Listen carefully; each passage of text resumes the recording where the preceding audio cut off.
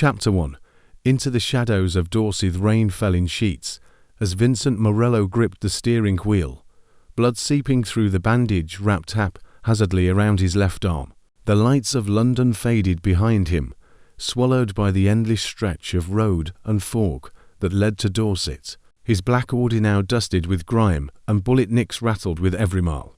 A metallic ghost ferrying a man who no longer knew if he was fleeing justice or chasing peace. The pain in his side throbbed with each breath, but it wasn't just the wound that ached, it was the silence. The kind of silence that pressed hard on the ears after a lifetime of gunshots, whispered threats, and the hum of corruption. He hadn't slept in nearly 3 days. The betrayal at the dockside deal haunted him, the ambush, the screams, the blood of men he once trusted, men he had made, men who turned on him. His fake ID read Vince Rossi, a name without weight, without legacy. He muttered it under his breath, as if trying it on full size, letting it roll around his tongue like cheap whiskey. Vince Rossi was nobody, a drifter, maybe even a coward, but for a now, that was safer than being Vincent Morello the Don, who'd vanished. By the time he reached Brookhaven, dawn was beginning to stretch pale fingers across the misty hills. The village was the sort of place he'd never belonged in. Storybook cottages with ivy-choked walls, neatly kept gardens, and winding stone paths that looked untouched by crime or time. He parked a half-mile from the main road and made his way through the woods behind the row of homes, each step a quiet defiance against everything he'd ever been. He found the abandoned cottage tucked between overgrown hedges and an old oak that leaned protectively over its roof. The paint was peeling, the windows dusty, but it was shelter. He broke the lock with a stone, stepped inside, and sank onto the creaky floorboards with a groan. The air was damp and stale, but to him it smelled like freedom, or something close to it. Vincent stripped off his bloodied shirt and peeled away the bandage, revealing an angry graze across his ribs, not deep enough to kill him, but enough to remind him that he was still very much a hunted man. He washed it with water from the rust-stained sink, flinching with each pass of the cloth. That night, if it could be called that, he slept for the first time in days. Curled up under a dusty curtain he'd yanked from the window. But even in sleep, the ghosts followed, gun smoke, screams, his brother's voice, the betrayal. When he woke, sunlight poured through the cracks in the boarded window, and outside, he heard something unfamiliar. Bird song, the distant thump of footsteps on gravel. A woman's voice humming gently. Vincent rose slowly, inching toward the window, and there she was. She moved like a secret the world hadn't yet ruined. Auburn hair tied up in a messy bun, a basket of roses slung on her arm, and a quiet smile tugging at her lips as she disappeared around the hedgerow. He didn't know it yet, but the woman with the flowers would soon become the most dangerous thing he'd ever encountered, because in a world that only knew how to take, she would offer him something he'd never known how to keep, a reason to stay. Chapter 2. The florist with thorns. Rose Whitaker didn't trust easily. She'd learned long ago that charm could be a mask, and kindness could come with strings. But there was something about the way the old Whitmore cottage seemed different that morning, something quiet, like the breath before a storm, that made her pause on her usual walk to the greenhouse. The cottage had been empty 4 years, left to rot, just like its last inhabitant, Mr. Ellis, who'd passed away without kin. No one had taken it, and the village council had long since stopped caring about its overgrown garden or a broken gate. But today, the side door hung slightly ajar. Rose narrowed her eyes. Her boots crunched softly on the gravel as she stepped closer, gripping the basket of fresh roses tighter. The scent of morning dew mixed with soil clung to her, but underneath it, something unfamiliar lingered, something metallic, faint but sharp. She pushed the gate open and called out, "Hello." No answer, only the creak of wood as the wind slipped through the cracks in the porch. A dozen sensible thoughts told her to turn back, but something, maybe curiosity, maybe instinct, held her feet in place. She stepped inside. The air inside was cold and musty, thick with the scent of mold and damp wood. Her eyes scanned the dim interior, until they landed on a man collapsed in the corner, wrapped in an old curtain, his breathing shallow. For one long moment, her breath caught. Her mind screamed danger, but her eyes told a different story. His face was bruised and unshaven, dark stubble tracing a jaw clenched even in sleep. There was dried blood along his side, his shirt discarded, and his torso bandaged with rough fabric. Whoever he was, he hadn't come here for comfort, and yet he hadn't ransacked the place. There was no sign of theft or malice, just a man barely hanging on. She took a step back, hand fumbling for her phone, but stopped. His hand twitched in sleep, fingers curling, like he was reaching for something he couldn't name. There was pain in that movement, and something else. Loneliness. Rose exhaled slowly, biting the inside of her cheek. Okay, she whispered to herself. One bandage, one cup of tea, that's it. She moved carefully, quietly boiling water from the old stove and rummaging through the emergency kit she always carried in her truck. When the man stirred, blinking into the light, his gaze snapped to hers. Panic flared in his eyes. Easy, she said gently, holding up her hands. You're hurt. I won't call anyone, unless you make me. His jaw tensed, and he tried to sit up, but winced in pain. Who are you? He croaked, voice rough with disuse. Rose, she replied. Then after a pause, added, You don't look like you belong here. He gave a weak, humorless smirk. Guess I don't. She should have left it at that, but instead, she knelt beside him, pressing a damp cloth to his wound. He flinched but didn't pull away. I'm not asking questions, she said quietly. But if you bleed out in this cottage, I'm going to have to explain that to someone, and I'd really rather not. Their eyes met hers steady, his guarded. She saw it again then. Not danger, not a criminal, not yet. Just a man who looked like he hadn't seen kindness in a long time, and for reasons she couldn't explain. She stayed. Chapter 3. Fresh cuts and fragile truths. Vince Rossi watched Rose with cautious eyes as she unwrapped the makeshift bandage from his ribs. Her touch was gentle, but sure, like someone used to caring for things that bruise easily. Flowers, maybe, or hearts. He winced as the cool antiseptic met the raw skin. She gave him a sideways glance, but didn't apologize. You're lucky, she murmured. It missed anything vital. Luck is not the word I'd use, he muttered. She didn't ask for explanations. Not yet, but her silence was heavy, and he could feel the questions gathering behind her calm expression. Who are you? What happened to you? Why are you here? He was grateful she didn't voice them.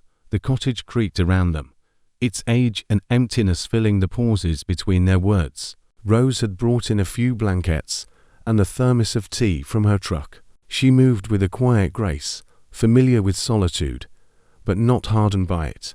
Her presence made the stale air feel less suffocating. Where did you learn to do this? He asked, nodding at the way she taped the fresh bandage across his side. She looked up briefly. My mum, she was a nurse, taught me the basics before she passed. Vincent didn't reply, but the grief in her voice stirred something in him. Loss had a way of recognizing itself. You got a place to go after this? She asked, rising to rinse her hands in the rusted sink. He hesitated. Just needed to get out of the city. Her eyes narrowed. That much I figured. Not many tourists show up bleeding in abandoned cottages. He offered a crooked smile. Then I'm definitely doing the countryside wrong. That earned the ghost of a laugh from her. She shook her head and leaned against the counter, arms crossed, studying him. You're not from around here. You don't move like someone who trusts people. That makes two of us. She didn't argue. The silence that followed wasn't awkward, it was careful. Like two people testing the edge of something fragile. He could feel himself relaxing, just slightly, in her presence, and it terrified him. He wasn't supposed to trust anyone. He'd built his life on secrets and survival. And yet here was this woman, stitching him back together with tea, gorse, and a level stare that made him feel seen in ways that were more dangerous than bullets. As the afternoon light slanted through the broken window, Rose turned to leave. I'll check in tomorrow. Don't bleed all over the place. Rose. She paused at the door, her hand on the frame. Thank you, She nodded once. "Don't make me regret it."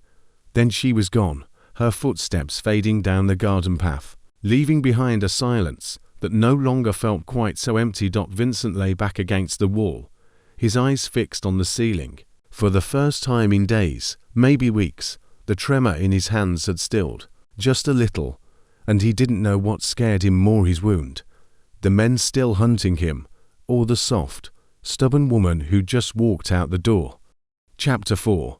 The language of flowers. Next morning, sunlight spilled through the cracks in the boarded-up windows, warmer than it had any right to be. Vincent sat up slowly, wincing as his ribs reminded him of the night he barely survived.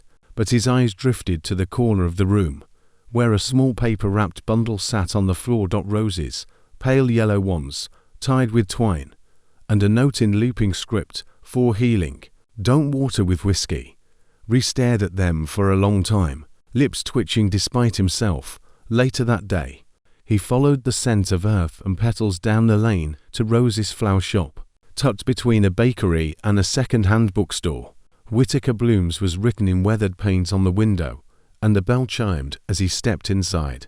The air was filled with lavender and crushed leaves, like breathing in spring itself. Rose glanced up from a bucket of sunflowers, eyebrows lifting. "Look who's walking." "I felt bad letting your flowers do all the work," he said, eyes scanning the shop. "I figured I owed you some manual labor." She handed him a pair of gardening gloves without breaking her stride. "You'll be repaid in tea and chores." And that's how it began. He started coming every morning, sweeping the back shed, hauling crates of soil, arranging deliveries. At first, he said little, and so did she. But in the rhythm of shared work, something unspoken took root. Rose had a habit of talking to her flowers. She murmured to the peonies as she trimmed them, hummed to the violets, whispered to the roses like they held secrets only she understood. "You know they don't talk back, right?" Vincent asked one afternoon as he helped her prune a row of climbing roses in the back garden. She didn't look up. "Flowers speak. You just have to listen properly." He raised an eyebrow. "You mean like, symbolically?" "Exactly. Every flower has a meaning." She pointed to a deep red bloom. "Love, passion, obvious, right? But this one," she motioned to a white rose speckled with pink, "stands for a heart that's healing." He nodded, slowly. "And the yellow ones, friendship, or new beginnings, depending on how you use them." He looked down at the gloves in his hand, then at her. "You gave me yellow ones." She met his gaze for a moment too long before turning back to her clippers. "I figured you could use both." That night, Vincent sat alone in the cottage, with a teacup in one hand and a small guidebook Rose had lent him in the other. The language of flowers, a guide to what blooms can't say out loud. He traced his finger along the pages, studying the meanings like a man, trying to learn a new language, the kind not taught in his world of violence and codes. With every word, every petal, he felt it happening, something inside him shifting, softening, like soil being turned after a long, cold winter. He wasn't just healing, he was beginning to hope. Chapter 5. A past that stings. Scent of jasmine aired in the air as Vincent sat in the greenhouse, pruning marigolds under Rose's instruction. She was humming again, always humming, and, though he'd once found it distracting, now it filled the silence in his chest with something oddly comforting. He watched her hands as she worked, nimble and sure, dirt under her fingernails and sunlight in her hair. There was something grounding about her, like she belonged to the earth in a way he never had. But peace didn't come without ghosts. That night, sleep came in fragments. Vincent dreamed of alleyways slick with rain and blood, of his hand on a gun, of betrayal echoing in the roar of engines and the cold steel of silence. He jolted awake just before dawn, drenched in sweat, breath shallow, fists clenched. He sat in the darkness for a long time, willing his heart to slow. But the past didn't care about silence. It returned like a storm, crashing behind his eyes. Later that morning, Rose found him sitting behind the shop, his face pale and drawn. "You look like hell," she said, handing him a mug of strong tea. "Feel like it, too?" She didn't ask, just sat beside him on the stone step, knees nearly touching his. They stared out at the garden in silence for a few beats before she finally spoke. "My mum died in that room back there," she said softly, nodding toward the shop. "Cancer. Took her fast. 1 week she was still chasing me around with garden shears. The next, she couldn't hold a teacup." Vincent turned toward her, surprised. "She made me promise not to let the shop close," Rose continued, her voice steady but edged in ache. "Said the world needs places that smell like lavender and fresh dirt. And your dad?" A shadow flickered in her eyes. "Still here. Sort of. Dementia. Some days he remembers me. Some days he thinks I'm his sister from 1956. Vincent exhaled. "That's a cruel kind of slow goodbye," she nodded. "I bring him flowers. Sometimes he calls them weeds. Sometimes he cries. But I think he still feels it. The love, even if he can't name it."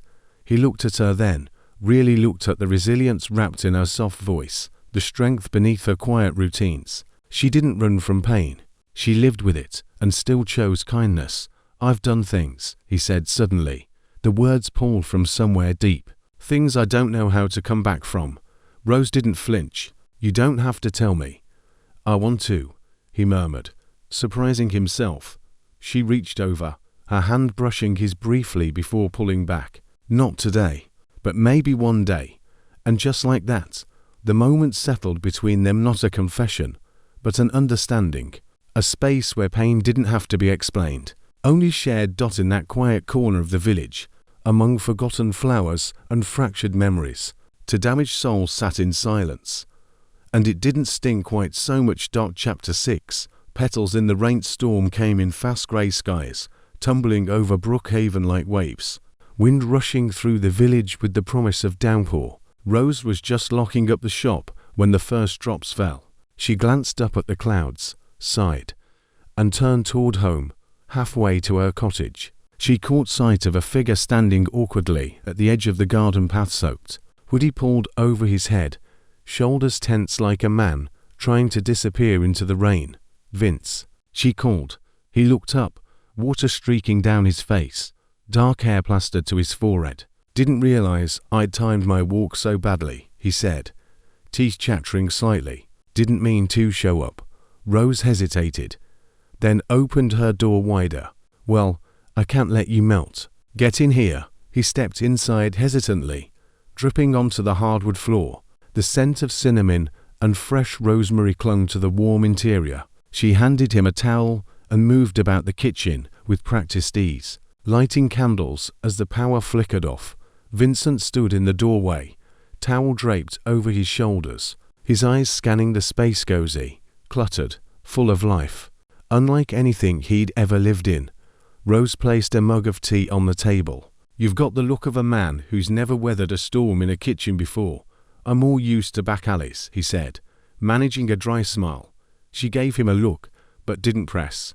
The silence that followed was soft, punctuated only by the tapping of rain against the windows and the occasional thunder rumble in the distance.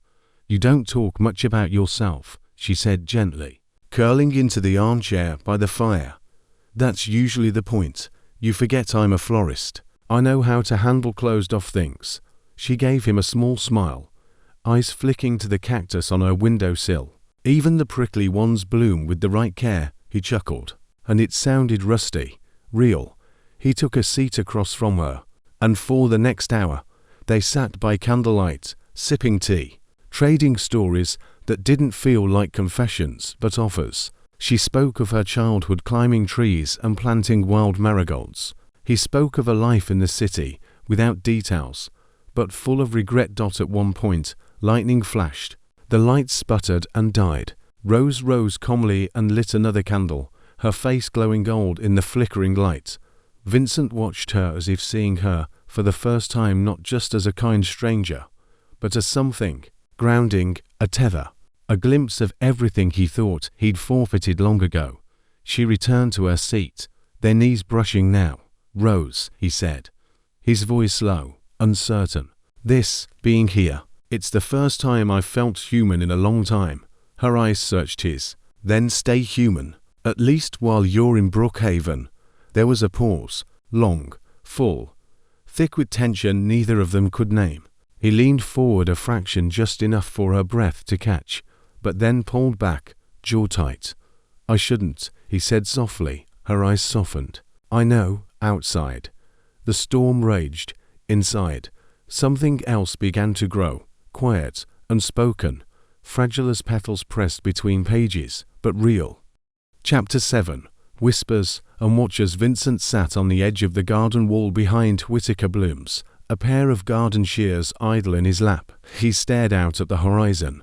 A line of sleek black clouds loomed far beyond the fields, but it wasn't the weather that chilled him. It was the car. It had passed by twice that morning. Same make, same tinted windows. Too polished to be local, too slow to be casual. He didn't react, not outwardly, just watched, listened, waited. Later that day, he took the long route back to the cottage, cutting through side paths and looping once through the woods. No footsteps followed, no engines trailed, but the knot in his stomach didn't ease. They were looking for him. Back at the flower shop, Rose had just finished arranging a bouquet of hydrangeas and chamomile when he walked in, damp from the mist and too quiet for comfort.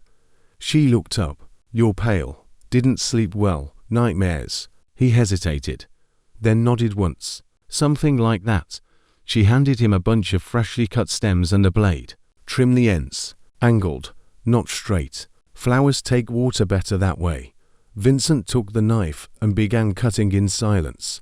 The scent of mint and marigolds drifted between them. His mind buzzed with tension, but her presence, her calm, earthy steadiness anchored him. And that terrified him more than the car, because staying was beginning to feel like an option, like something he wanted. That evening, as they closed the shop together, he paused beside her under the eaves of the doorway. Rain had started again, gentle this time, a warm drizzle that glistened against her lashes. "I might need to leave soon," he said suddenly. She looked at him, brows slightly furrowed. "Why?" His eyes flicked toward the road. "Just a feeling." Rose crossed her arms. "Well, feelings come and go. That you've built something here, even if it's small, even if it's not permanent." He said nothing, because how could he explain that the life he'd escaped was always just one heartbeat behind him? She sighed, brushing a loose curl behind her ear. "People in this village trust you. Vince, I trust you. If you run now, you'll spend the rest of your life doing it." Her words struck deeper than she knew. Later that night, back at the cottage, he sat by the window, lights off, a revolver resting on the table beside him. Not to use, just to remember. The storm had passed, but the air outside remained still. He stared out at the night, her words echoing like footsteps behind him. "Even if it's small, even if it's not permanent." He didn't know if he could stay, but for the first time, he knew he wanted to. And that was more dangerous than any man hunting him. Chapter 8. The village fair Brookhaven came alive under strings of fairy lights and the scent of sugar and hay. The annual village fair transformed the quiet streets into a warm celebration. Children raced between booths. Old folk swapped stories over cider, and couples swayed to the hum of fiddles near the town square.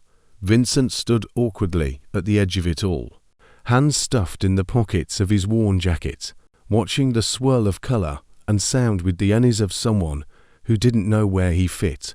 He'd meant only to pass through, maybe grab a bite, keep a low profile. But then he saw her, Rose, laughing beside a table of baked goods, her cheeks flushed from the cold, and her dress a soft shade of lilac. She was speaking with Mrs. Ellery, the elderly librarian, but her eyes caught his through the crowd. Her smile widened. She crossed to him, her hand brushing his arm in greeting. "You came. I said I might," he replied, surprised by how much her happiness made his chest tighten. "Come on," she said, tugging him toward the village green. "If you're going to hide out here, you might as well learn how to bob for apples," he grunted. "That sounds unsanitary." "Exactly," she said with a grin. "You'll fit right in." They wandered the fair together. He won her a stuffed bear at the ring toss barely, and she convinced him to try a fried toffee apple, a heart attack on a stick, he called it. Even as he took a second bite, people greeted Rose warmly, and while a few gave him curious glances, none asked too many questions. It was the first time in weeks he felt seen, not as Vincent Morello, not even as Vince Rossi, just a man.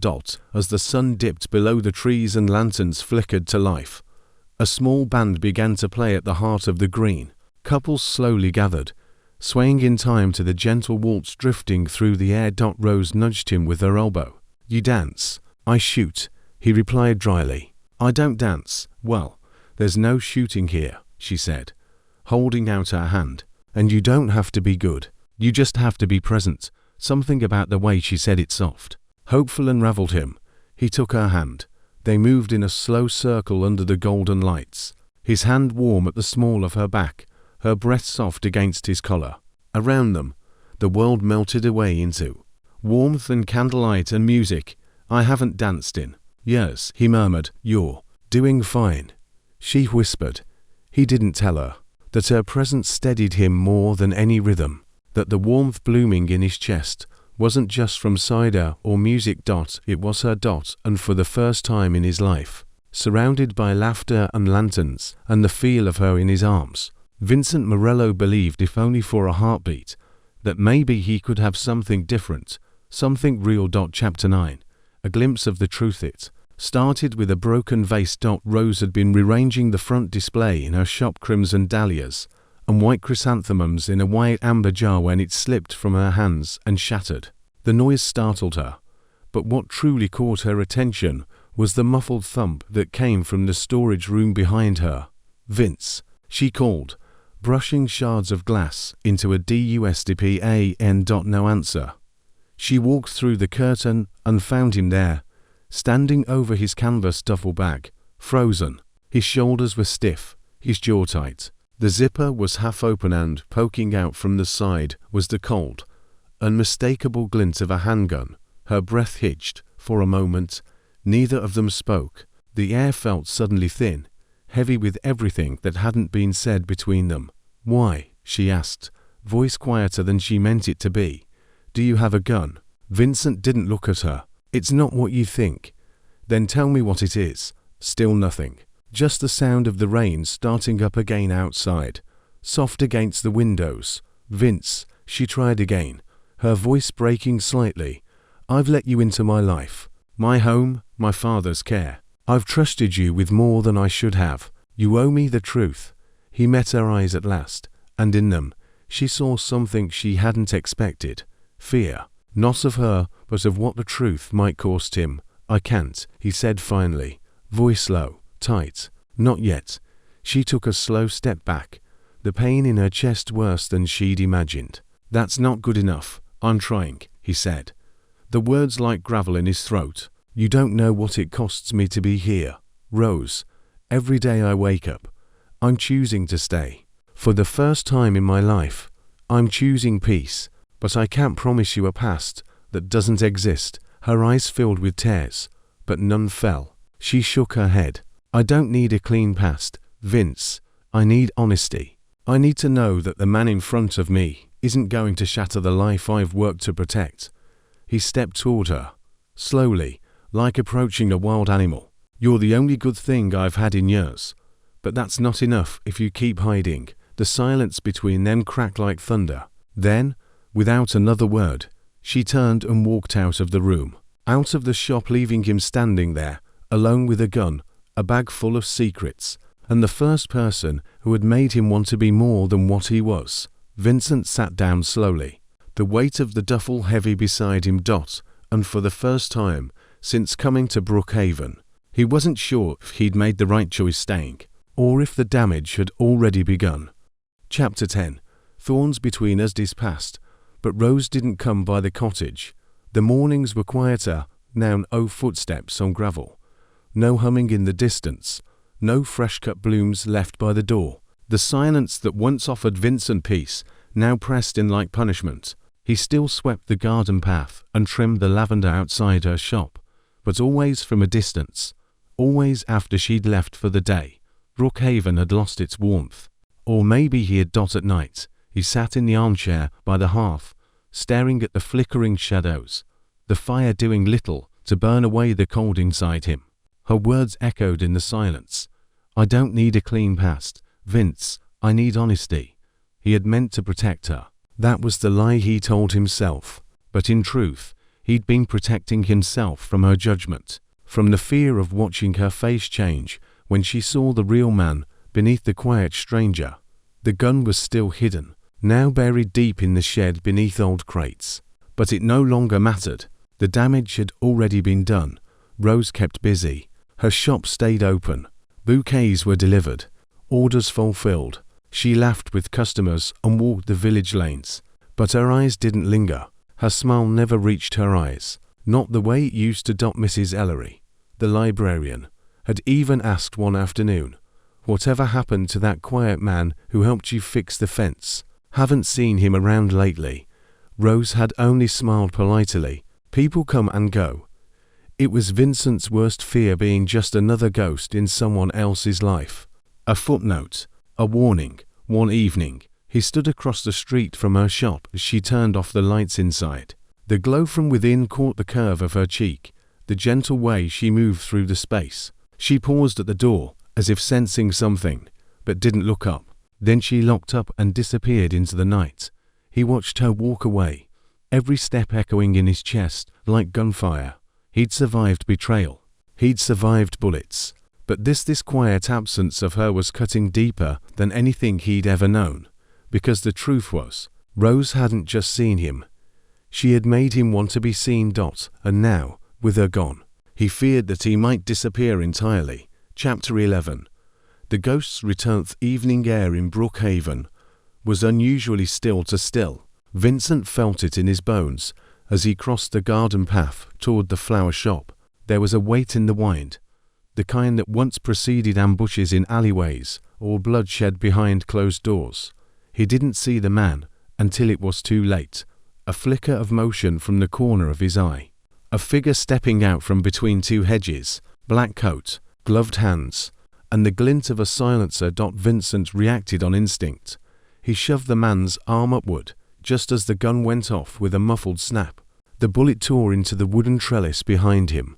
The village remained unaware, still sipping tea behind shuttered windows, still unaware of the death that had followed him here. They grappled in the garden, boots crushing flowers, fists striking with deadly precision. The man wasn't local. Vincent recognized the tattoos on his wrist, the precision in his strikes. He was Brannigan's man. London had finally found him. Should have finished the job at the docks. The man growled between punches. Vincent slammed his elbow into the man's throat and wrestled the gun free. They tumbled through the rose bushes, thorns tearing skin and fabric until the hitman hit his head against the garden wall and slumped. Footsteps. Small, quick, frantic. Rose, she'd come running from the side street, alerted by the crash. Her eyes widened at the sight of them. Vincent, bloodied, crouched over an unconscious man with a gun in his hand. She froze. The air between them trembled. "I didn't want you to see this," Vincent said, voice low, rough, broken. Rose looked from the man to the weapon to Vincent, shaking hands. "Is he dead?" "No, not yet." Sirens, distant but approaching. Someone must have called the police. Or maybe Vincent had been followed further than he realized. "What is going on?" She whispered. "Who are you?"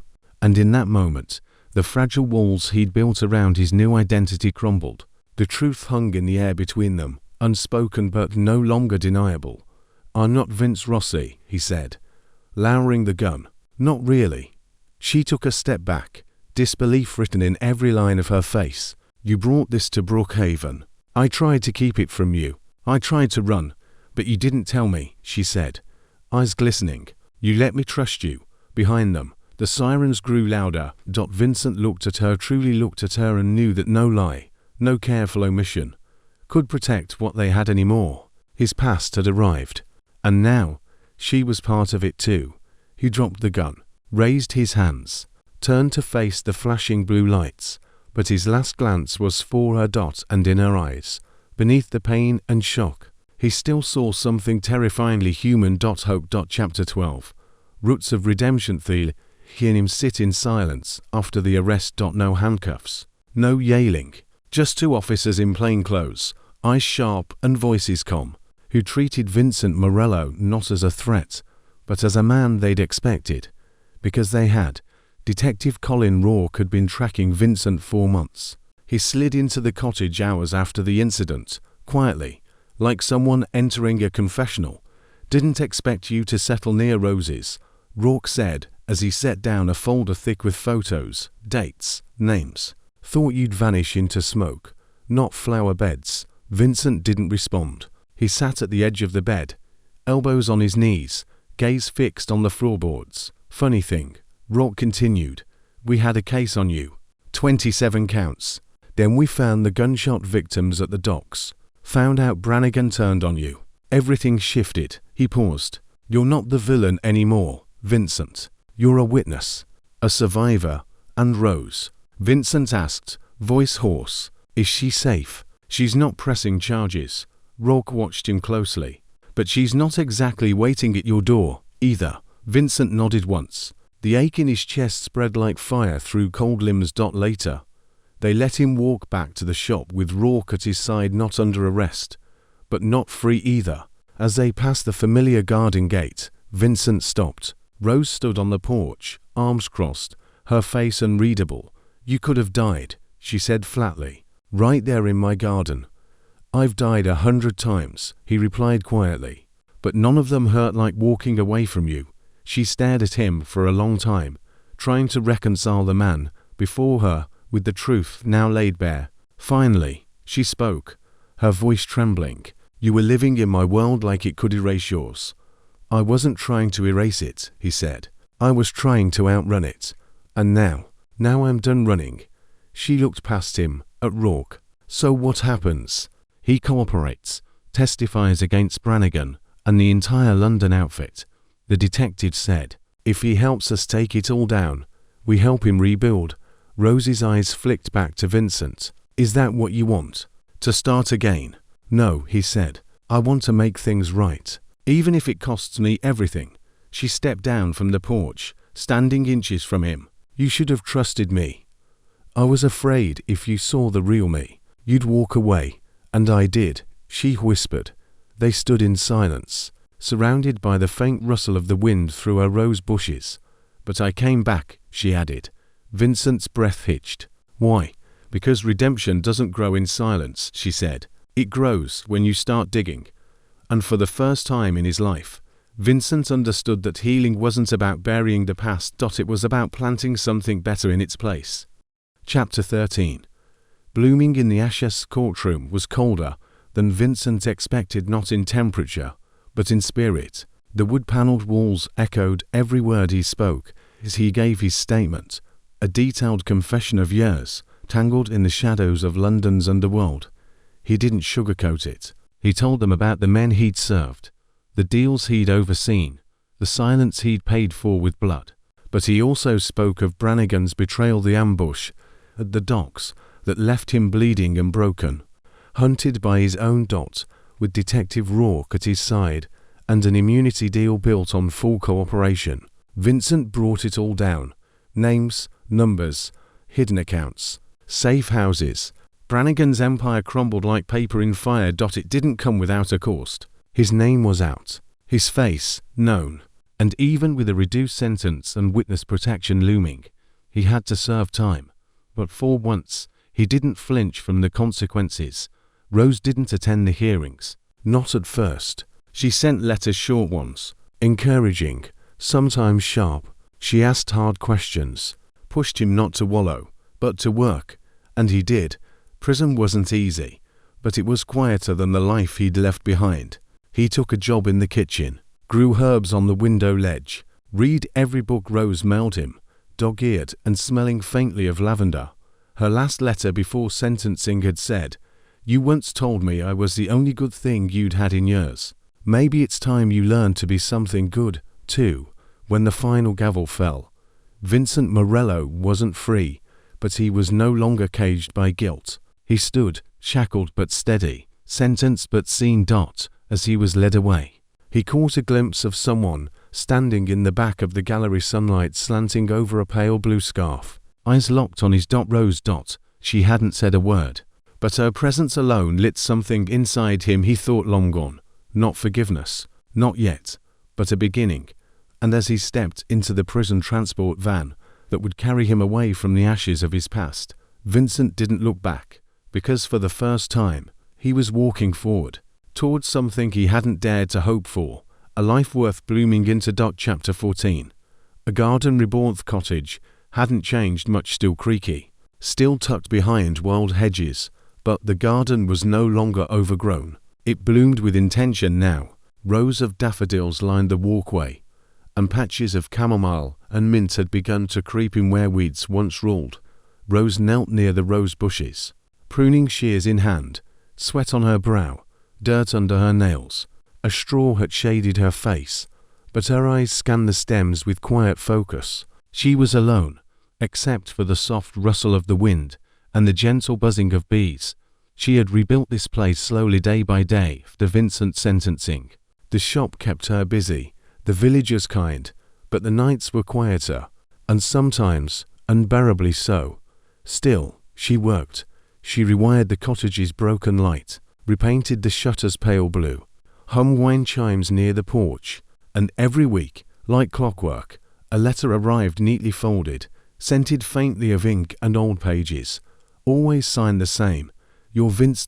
They were never dramatic, just small glimpses of his day's gardening duty, new books, strange dreams, old regrets, and hopes, quiet, fragile hopes. Rose kept every one of them in a wooden box on the kitchen shelf. Her father had passed peacefully one morning in late spring, a small smile on his face, and a bunch of white lilac on his bedside table. Vincent had written her a full 4 pages that week, not to comfort her with clichés, but to honor the ache in her heart. Loss leaves a shape, he wrote, and sometimes we fill it not with what was taken, but with what we choose to grow. She had read it 3 times, then gone outside and planted a lemon bomb bush beside her mother's favorite peonies. Now, with the season turning once more, she sat back on her heels, brushing hair from her cheek, and stared at the rows of rose bushes, thriving in the late summer sun. Her heart still hurt some days, but it no longer felt hollow. Just as she stood to go inside, she caught sight of the postman walking up the road. He raised a hand and passed her a single envelope, this time thicker than usual. Her fingers trembled slightly as she opened it. The handwriting was familiar, but the words were different. Early release, testimony sealed, witness relocation denied, I'll be home soon. No promises, no apologies, just a sentence that made her knees go weak. She didn't cry, not yet. Instead, she set the letter down, walked out to the garden and trimmed a single red rose, the first bloom of the season, and the first sign that something beautiful was coming home. Chapter 15. The Don's Rosyth. Morning mist clung low over Brookhaven as the first train pulled into the village station, its engine sighing like a long-held breath finally released. The platform was nearly empty, just a scattering of sleepy commuters and the scent of damp earth rising from the stones. Vincent stepped off the train with nothing but a worn duffel bag and a heart that beat faster with every footfall. No more aliases, no more running. Just a man who had left everything behind and now had only one thing left to return to. He walked the familiar path slowly, past the bakery where Mrs. Green still displayed her lemon scones, past the churchyard where the ivy grew thicker every year. The village felt unchanged, but he was not the same man who had arrived wounded and silent so many months ago. The closer he got to the garden gate, the more his chest ached, not with fear, but with something deeper, hope. He paused at the edge of the cottage path, fingers brushing the painted wood of the gate. The roses were in bloom, not wild and overgrown like when he first arrived, but carefully tended, their petals bright and full, lavender, blush pink, crimson. The scent hung in the air like a welcome. He stepped through the gate just as the front door opened. Rose stood on the porch, her hands still smudged with soil, her apron tied crookedly around her waist. For a moment, neither of them spoke. Then she smiled, soft, trembling, and so full of everything they'd left unsaid. I told myself I wouldn't cry, she said, voice barely above a whisper. I told myself I wouldn't hope, he replied. He dropped the bag, She stepped forward. And in the space between heartbeats, they met not with fanfare, not with grand declarations, but with the quiet certainty of two people who had already survived the worst and still chose each other. Vincent reached up, brushing her cheek gently, as if making sure she was real. "I'm not the man I was," he said. "I know," she whispered, curling her fingers into his. "You're the man who came back." They stood surrounded by roses, every one of them a memory, a promise, a piece of the journey that had led them here. And when she kissed him, it wasn't a beginning or an ending. It was home.